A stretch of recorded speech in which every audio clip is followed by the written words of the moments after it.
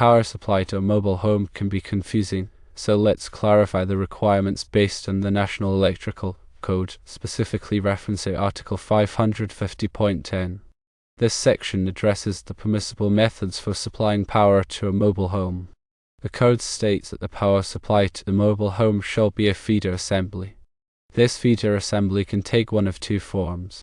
Firstly, it can be a listed 50 amps mobile home power supply cord. This cord must have an integrally molded or securely attached plug cap. This means the plug is either part of the cord itself or is very strongly connected to it, ensuring a safe and reliable connection. Secondly, the power supply can be a permanently installed feeder. This means that instead of using a cord, the mobile home is directly wired to the electrical system of the site. Both of these options, the 50 amps cord assembly and the permanently installed feeder, are explicitly permitted by the National Electrical Code. It's crucial to understand that the code recognizes both methods as acceptable. When considering a 50 amps mobile home power supply cord, several factors must be taken into account. The cord needs to be listed, meaning it has been tested and approved by a recognized testing laboratory to meet specific safety standards. The amperage rating of the cord is also critical, and it must be rated for 50 amps to handle the electrical load of the mobile home. The plug cap, as mentioned, must be either integrally molded or securely attached to prevent accidental disconnection or loose connections, which could lead to electrical hazards such as arcing or overheating. A permanently installed feeder involves a different set of considerations. This method requires a direct wiring connection between the mobile home and the site's electrical panel. The feeder conductors must be sized appropriately to carry the anticipated load, and they must be protected by an overcurrent device, such as a circuit breaker or fuse, to prevent overloads or short circuits. The installation must also comply with all applicable codes and standards, including grounding and bonding requirements to ensure electrical safety. When choosing between a cord assembly and a permanently installed feeder, several factors may influence the decision. The ease of connection and disconnection is a benefit of using a cord assembly, which can be useful in situations where the mobile home needs to be moved periodically. However, a permanently installed feeder may be preferable in situations where a more permanent and reliable connection is desired. The local codes and regulations may also dictate which method is allowed or preferred in a particular location. Regardless of the chosen method, it is essential to ensure that the installation is performed by a qualified electrician who is familiar with the National Electrical Code and local requirements.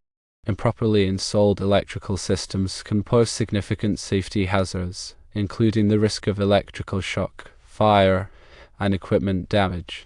Therefore, it is always best to consult with a professional to ensure that the power supply to the mobile home is installed correctly and safely. To further clarify the requirements, let's delve deeper into the specific considerations for each option. For the 50 amps mobile home power supply cord, the length of the cord is an important factor. The National Electrical Code specifies the maximum allowable length for the cord to prevent excessive voltage drop and ensure that the equipment operates correctly. The cord must also be protected from physical damage, such as being crushed or cut, and it must be properly supported to prevent strain on the connections. When using a permanently installed feeder, the type of wiring method is a key consideration. The feeder conductors can be installed in conduit, such as rigid metal conduit, intermediate metal conduit, or electrical metallic tubing to provide physical protection. Alternatively, the conductors can be installed as cable, such as Type UF cable, which is designed for underground or wet locations. The choice of wiring method depends on the specific application and the environmental conditions. Grounding and bonding are critical aspects of both the cord assembly and the permanently installed feeder. Grounding provides a path for fault current to flow back to the source, allowing the overcurrent device to trip and to energize the circuit, thus preventing electrical shock hazards. Bonding ensures that all metal parts of the electrical system are electrically connected, creating a low impedance path for fault current. The grounding and bonding requirements for mobile homes are detailed in Article 550 of the National Electrical Code, and it is essential to comply with these requirements to ensure electrical safety. In addition to the power supply requirements, it is also important to consider the other electrical systems in the mobile home. The branch circuits, which supply power to the various appliances and equipment, must be sized and protected correctly. The lighting fixtures must be installed in accordance with the code, and ground fault circuit interrupter protection must be provided in areas where there is a risk of electrical shock, such as bathrooms and kitchens. The electrical panel, which is the central distribution point for the electrical system, must be properly sized and labeled. The panel must have sufficient capacity to handle the anticipated load, and the circuit breakers or fuses must be clearly labeled to indicate the circuits they protect.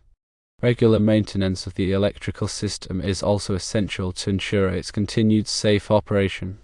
This includes inspecting the wiring, connections, and overcurrent devices for any signs of damage or deterioration.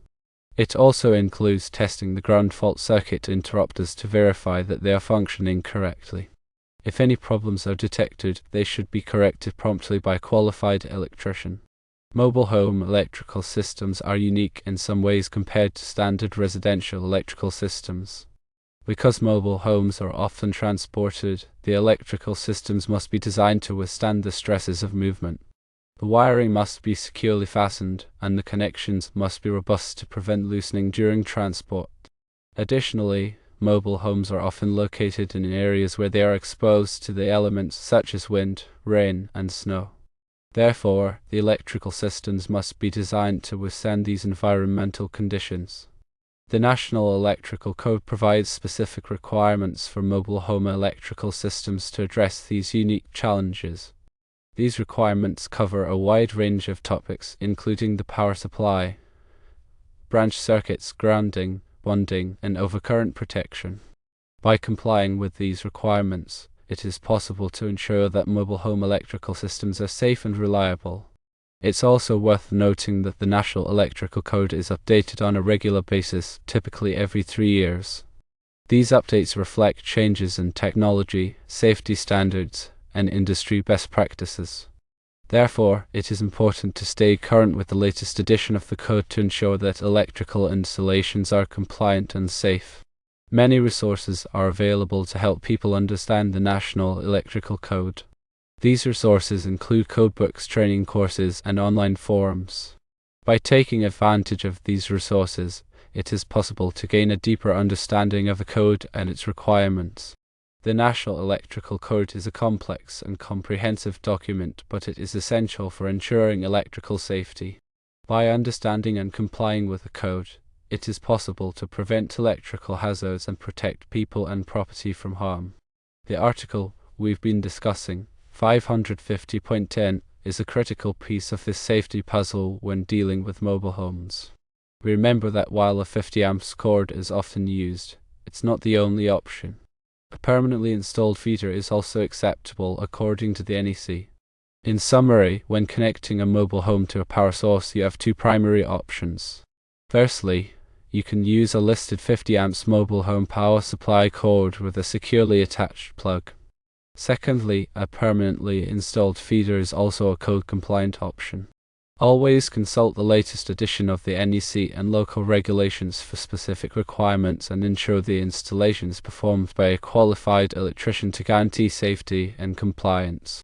To reiterate for clarity, Article 550.10 offers two distinct paths for powering a mobile home. Firstly, a 50 amps mobile home power supply cord, which provides flexibility and ease of connection and disconnection, and secondly, a permanently installed feeder, which offers a more robust and reliable connection.